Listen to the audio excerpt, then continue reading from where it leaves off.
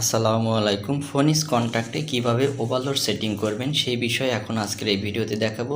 তো অনেকে আছে আমরা যে নর্মাল ওভারলোড ব্যবহার করি, অনেকে মনে করে এইরকম ওভারলোডের বাটন দিয়ে ঘুরিয়ে দিলেই ওভারলোড সেটিং হয়ে যাবে, কিন্তু না, এটি হচ্ছে ফোনিস কন্ট্যাক্ট।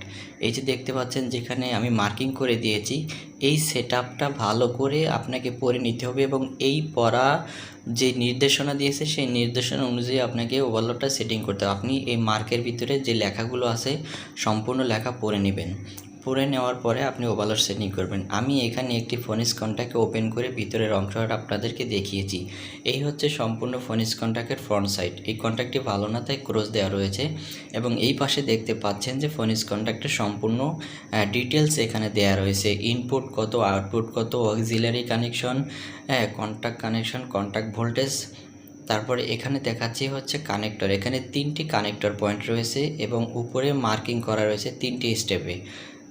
এই পাশে রয়েছে 2টি কানেক্টর বক্স এবং 2টি কানেক্টর বক্সে আবার উপরে 2টি কানেক্টর নাম্বারিং করা আছে। তো আপনাকে বুঝতে হবে যে কোন নাম্বার কোন কানেক্টরে, কখনোই ওলট পালট কানেকশন করা যাবে না। প্রত্যেকটি কানেক্টরে নাম্বারিং করা রয়েছে, আপনারা দেখতে পাচ্ছেন প্রত্যেকটি কানেক্টরে নাম্বারিং করা রয়েছে।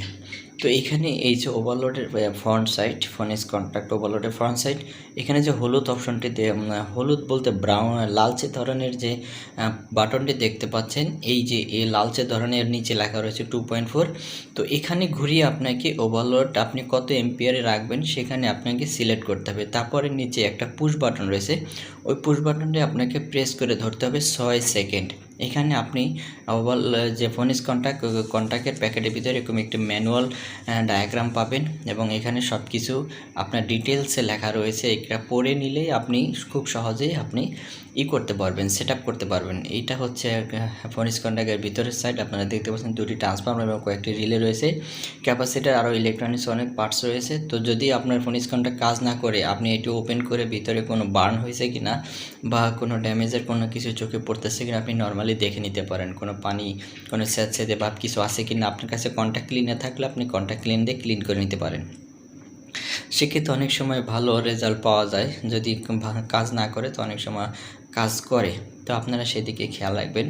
আর ওভারলোড সেটিংয়ের ক্ষেত্রে অবশ্যই আপনাকে 6 সেকেন্ড চাপ দিয়ে ধরতে হবে এবং আপনি ওই যে ওভারলোডের যে মুভিং পয়েন্ট রয়েছে আপনি যেখানে সেট করবেন, সেট করে রাখার পরে 6 সেকেন্ড আপনাকে চাপ দিয়ে ধরে রাখতে হবে এবং ওখানে কিছু ইন্ডিকেটিং ল্যাম্প আছে, ওই ল্যাম্পগুলো জ্বলে উঠবে। তো ল্যাম্পগুলো জ্বলে ওঠার আগ পর্যন্ত আপনাকে ধরে রাখতে হবে। আর ওখানে যে ইনস্ট্রাকশন দেওয়া রয়েছে আপনি ওই লেখাগুলো পড়ে নেবেন। সম্পূর্ণ লেখাগুলো পড়ে নিলে আপনাকে আর কোনো হেজিটেশনে পড়তে হবে না, আপনি খুব সহজেই এখানে দেখতে পাচ্ছেন এই যে এখানে যে কতগুলো লাইন রয়েছে, কিছু বাতি জ্বলবে, কিছু বাতি অফ আছে, এখানে এল লেখা রয়েছে, আর লেখা রয়েছে। তো এরকম সব কিছু পড়ে আপনি একটু খুবই সহজ, ইজি কিছু, কঠিন কিছুই না, আপনি পড়লেই